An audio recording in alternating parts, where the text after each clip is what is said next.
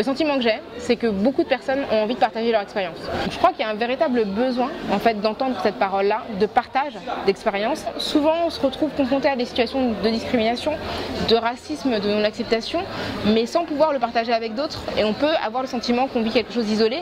Et le fait de mettre ces expériences-là bout à bout, dans le cadre de la conférence, ça permet vraiment de donner une dimension sociologique à une expérience en réalité qui est très partagée en France.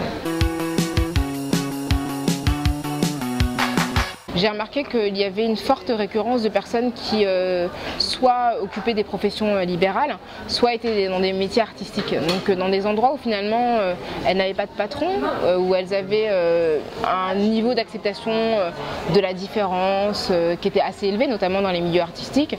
Et ce qui fait qu'elles pouvaient se payer quelque part le luxe de porter des cheveux naturels, frisés, bouclés, etc.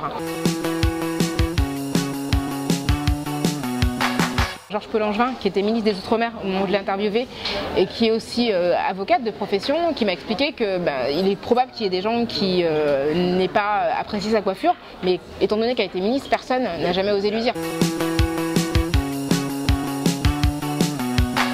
Des professions où les hiérarchies sont assez fortes, qui n'ont pas la possibilité tout simplement de se coiffer comme elles le voudraient parce que, eh bien, il y a un enjeu économique et je crois qu'il y a effectivement une question de classe qui se pose fortement. J'ai plusieurs personnes qui m'ont raconté notamment des expériences d'hôtesse d'accueil où on leur a fait comprendre en fait assez rapidement qu'il était hors de question qu'elles se présentent autrement qu'avec le cheveu lissé.